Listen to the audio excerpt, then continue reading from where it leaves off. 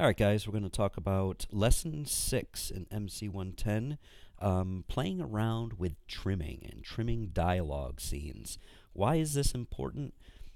Trimming dialogue scenes will help you kind of build some suspense or adjust the flow of the dialogue to make sure that that there is a decent flow throughout the scene.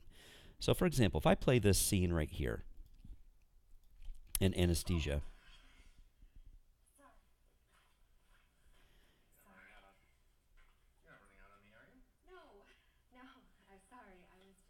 so you can see how it cuts okay, but the dialogue is a little choppy, and you can actually see that down here in on the waveform monitor. So a way to fix that is by actually performing what they call is a radio edit. So we all know that radio is just audio and no visual. So what we're going to do is we're actually going to turn our little video monitor off so we only have audio. So it's almost like you're listening to a radio cast. And as you just listen to the audio, you can see how the audio is not as fluid as it should be. This is where we're going to start to perform what they call a ripple trim. This will help us to make the audio a little bit more dramatic. Okay? If you come over to your Smart Tool, you can click on the yellow ripple trim icon. Go ahead and click right on your audio. So now what you can actually do is you can actually extend your audio. You can see how you have brackets right there. That's telling you how far you can actually go with your clip. All right, so we're going to actually extend our audio. But if you notice, as I extend it, I'm also going into 3A-1. I don't want to do that. So what I'm going to do is I'm going to just click on the left-hand side, or the A side. Okay, so over here would be the A side. This would be the B side. This is the incoming and the outgoing. So as I click on the ripple trim, I'm going to start to extend. Okay? And actually, I'm going to come back and I'm going to turn on my video as well. So even though we don't see video, you still want to have your video track on because you want to maintain your video as well with your audio. So I'm going to extend that just a little bit. And you can see how I extended 3.8-5 with the ripple trim, and it just rippled everything to the right. So now when I go ahead and play this,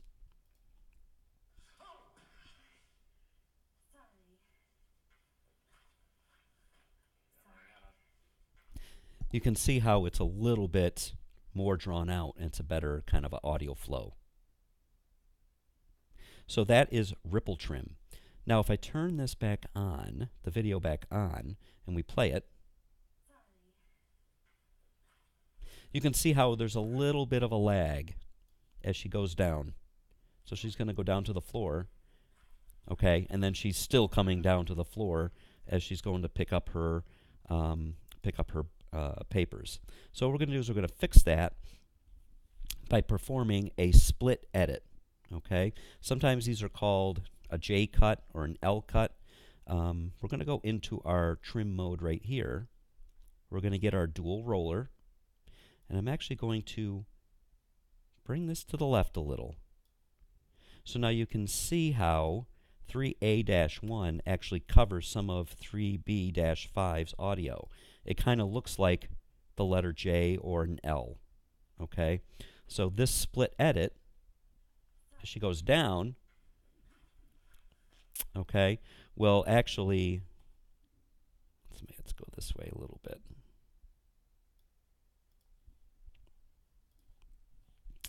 Can actually fix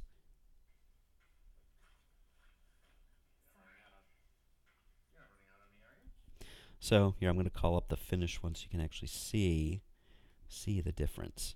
All right, so if I make a little J cut here, when I play this,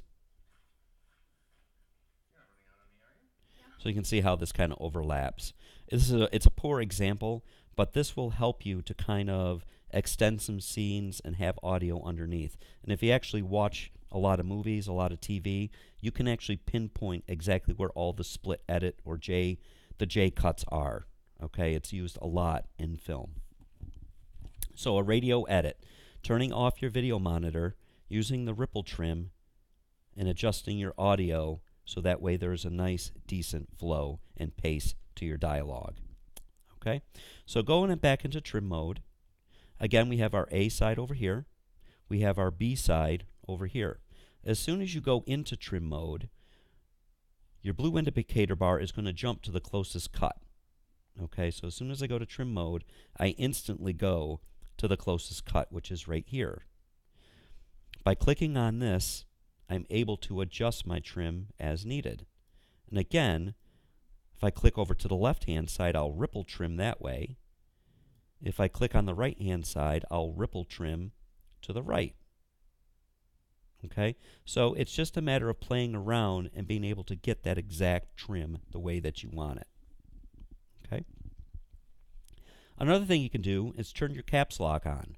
Now you can't actually see me do that on the keyboard, but right now my caps lock is on. And when my caps lock is on, it allows me to audio scrub. Oh, let me turn my trim off. Stop it.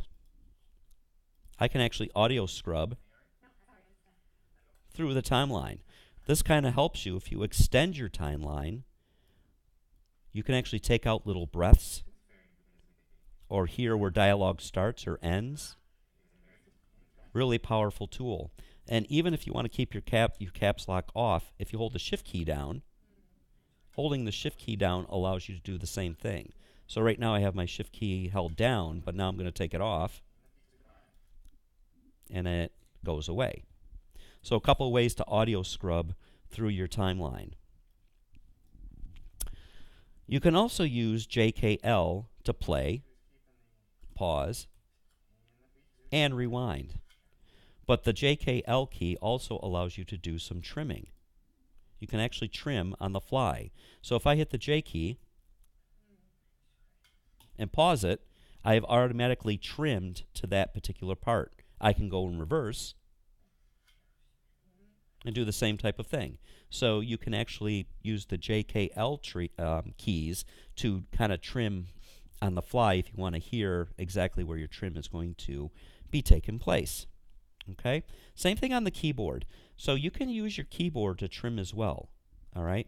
So if you look down on your keyboard and you look at the P and the two brackets, those are your trim modes on the keyboard. So if you click on those, okay, if you notice I clicked on the P and the left hand or A monitor highlighted. I clicked on the bracket, okay, the right bracket, and the B side monitor highlighted. If I click on the left bracket, both of them highlight.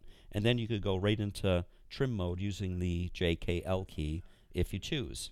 So there's a lot of different ways to trim. It's important to know which ones Avid has to offer, but whatever you feel comfortable using, that is what you should use. Okay? So again,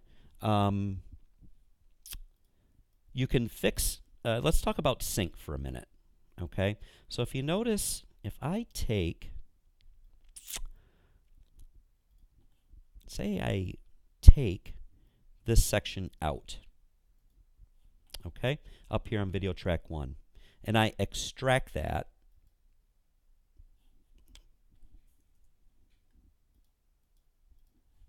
I extract it out, you'll notice how this shifts on video track 1, but audio 1 stays the same. You'll see these 11s right here. That is showing you that your video and your audio is now out of sync. So when I play that, the audio is not going to match up with the video. And that is something that you do not want. So in order to fix your sync, one way to do it is to make sure all of your sync locks are on. That's what these little hashtags are over here. But another way to do that is by loading up filler. So if I load up filler, and to do that, you right-click on your source monitor and click Load Filler. I can actually insert filler directly. So I'm off by 11. So I'm going to look up here in my time code in my center duration window, and I'm going to make that 11 frames. I'm going to make that 11 frames. I'm going to make that 11 frames. It's not going to work for me. I don't know why. and I'm going to splice. I'm going to splice that in. And then I'm going to go another frame. It should work. I don't know why it is not allowing me to. But now I've added in 3 more frames, and you can see by using the filler that I am now in sync. Okay? I don't know what that nonsense was up there. So make sure you can recognize your sequence being out of sync and understand how to fix it. So you can do it by adding filler. You could also use your segment mode. Okay? It's a little bit more precise. You have to be a little bit more precise with it. You can get it in sync by that way. But the best rule of thumb is to always make sure your sync locks are on when you are playing around with trimming or extracting or splicing in. This way, everything will stay in sync. Okay? The last thing I'm going to show you is the slip and the slide trim. Oh, these are fun. Slipping and sliding allows you to adjust a clip that is inside your timeline. All right? So here I'm just going to undo a bunch of stuff. And we're going to play around with this 3A-1. Okay?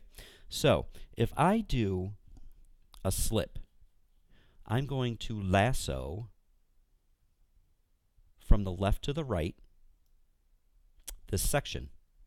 And I'm going to go into trim mode. Now by slipping, what I'm going to do is actually move or slip the shot to wherever it is that I want it to go in that particular clip. You can kind of see it moving and scrolling in the actual timeline. So that is called slipping. Okay? Now, I can actually slide that shot by making a lasso from the right and going to the left. And now, in that mode, I can actually slide. Oh, it's not working. So let's do it this way. So now I can actually slide that shot. It's making a liar out of me. Don't laugh at me. I can actually slide that shot. Come on, work.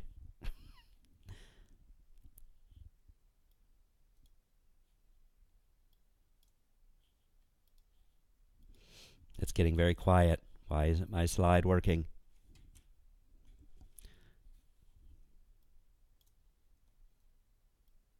There we go. So now I can actually slide the shot any way that I want. So slipping, okay, from the left to the right in trim mode, and you can actually slip to wherever it is that you want. All right, and sliding will actually change the position of the shot. Okay, so those are some cool trim mode tools that you can use in your timeline. Remember the radio edit, okay, allows you to set the pacing of your dialogue. Trim mode, you can actually do a ripple trim by just going into trim mode and clicking on one side or the other. Okay, and making it yellow on either the A or B side. You can slip and slide shots as needed if you need to do that. Okay, and that wraps it up for lesson 6. Leon out.